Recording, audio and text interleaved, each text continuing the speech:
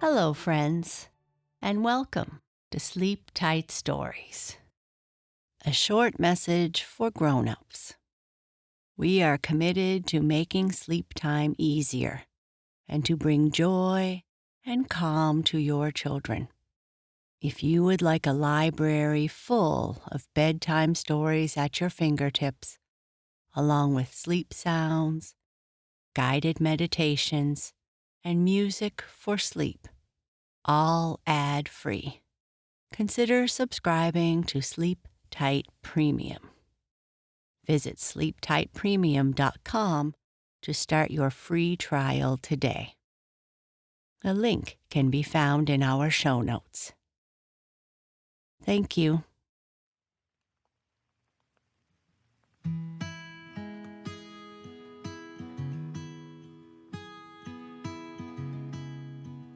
Do you like cats? I used to have a cat named Jenny. She was a very unique cat. She would almost talk to us when we got home and loved to sleep on our pillows, between our heads and the headboard of the bed. Cats can be very fun, but they also fight sometimes. The cats in this story are going to fight, but something makes them stop.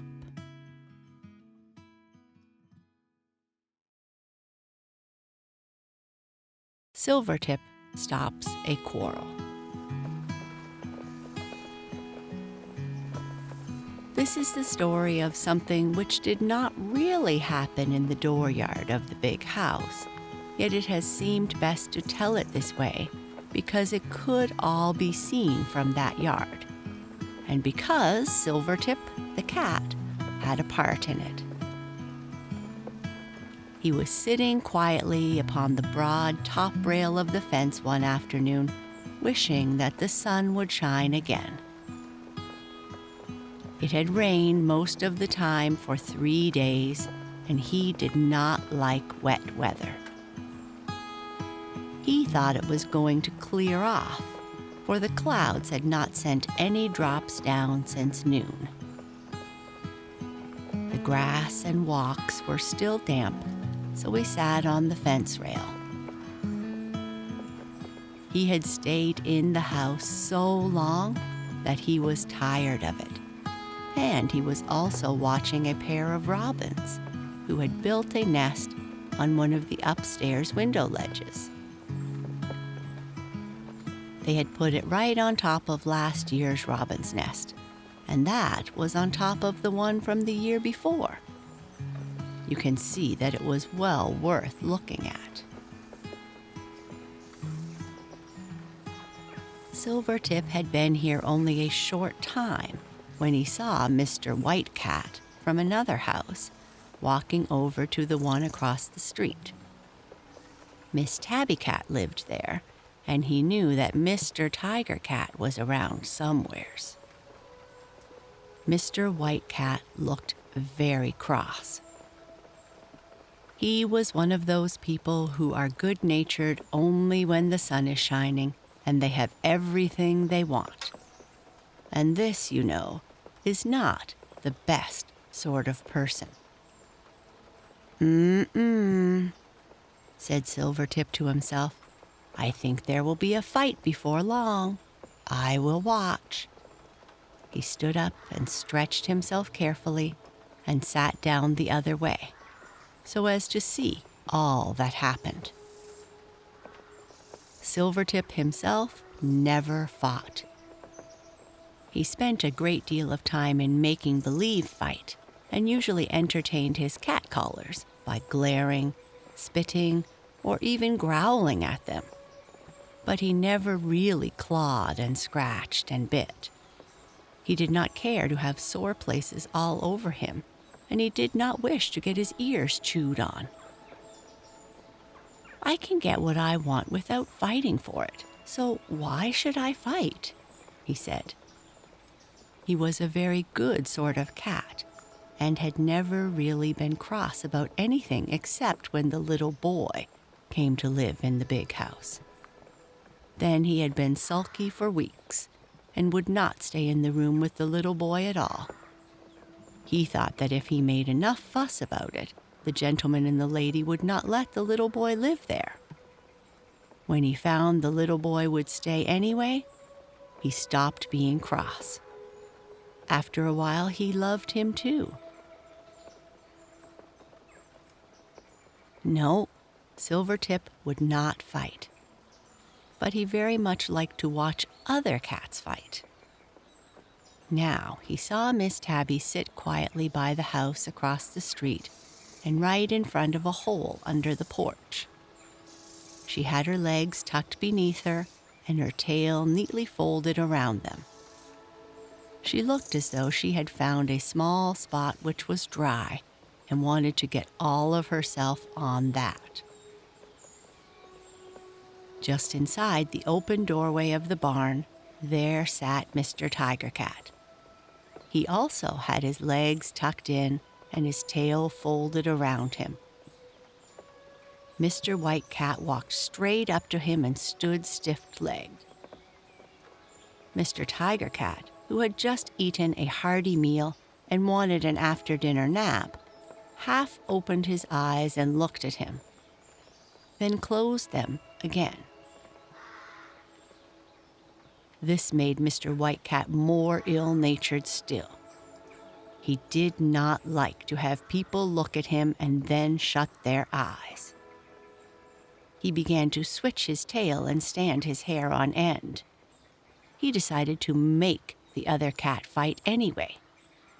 He cared all the more about it because Miss Tabby was watching him. He had not noticed Silvertip. "Arr!" he said, drawing back his head and lowering his tail stiffly.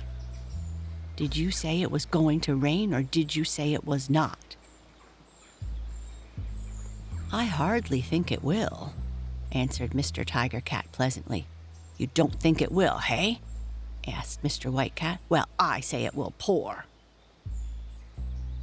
Mr. Tiger Cat slid his thin eyelids over his eyes. "Did you hear me?" asked Mr. White Cat, still standing in the same way. "Certainly," answered the other. "Well, what do you say to that?"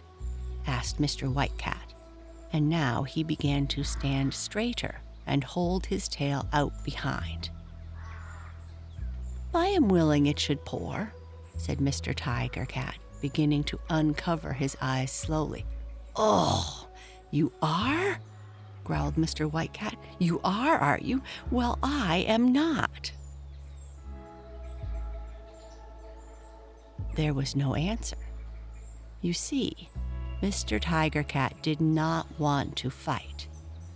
He did not need to just then, and he never fought for the fun of it when his stomach was so full.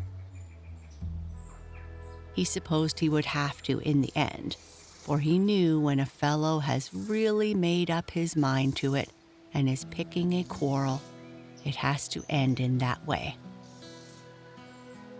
At least it has to end in that way when one is a cat. If one is bigger and better, there are other ways of ending it. Mr. Tiger Cat knew all this, and yet he waited. The longer I wait, he thought, the more I shall feel like it. My stomach will not be so full, and I can fight better. He needn't think he can come around and pick a quarrel and chew my ears when Miss Tabby is looking on. No, indeed. You see, Mr. Tiger Cat was also fond of Miss Tabby. "Arr!" said Mr. White Cat, straightening his legs until he stood very tall indeed. "Arr!" He had made himself so angry now that he could not talk in words at all. Mr. Tiger Cat sat still. "Arr!" said Mr. White Cat, speaking way down in his throat. "Arr!" Mr. Tiger Cat still sat still. Silvertip became so excited that he could not stay any longer on the fence.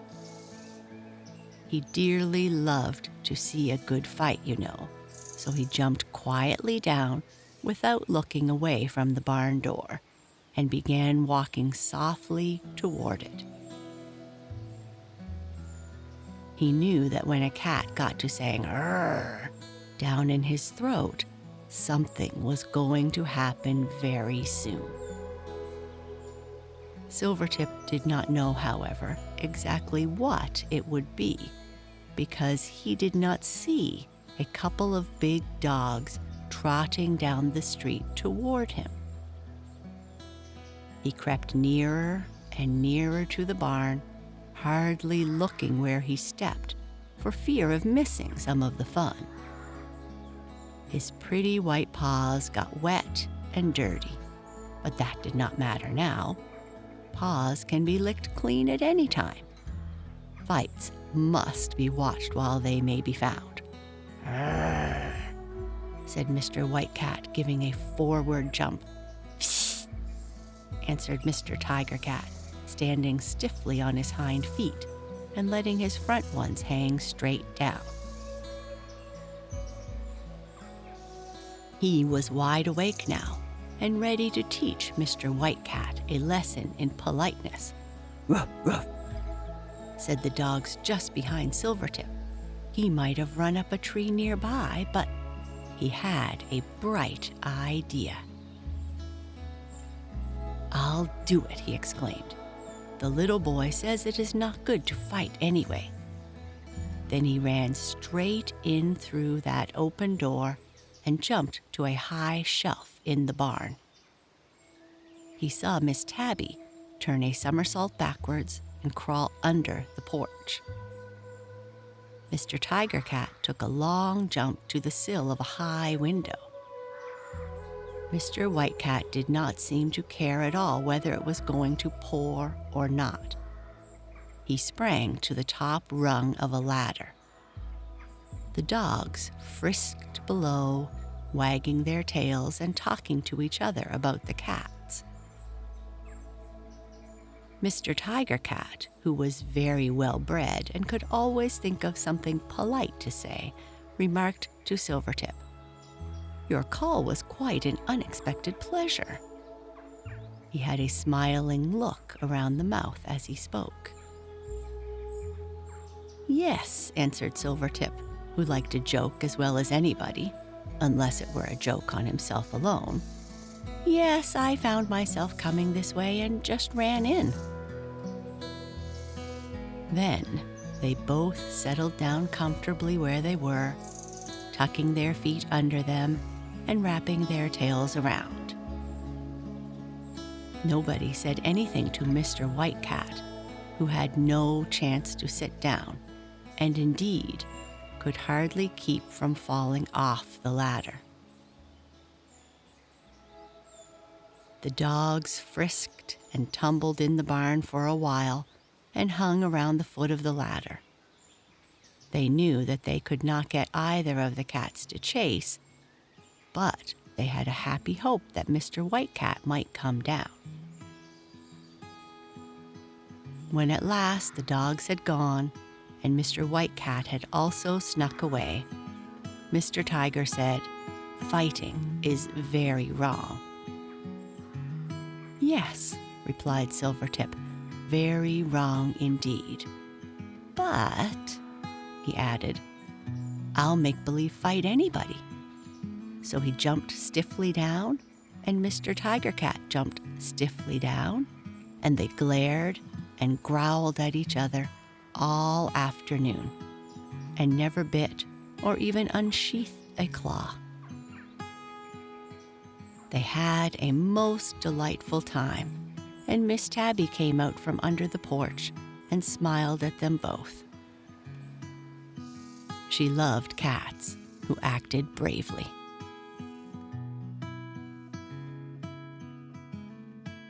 And that is the end of the story. Good night. Sleep tight.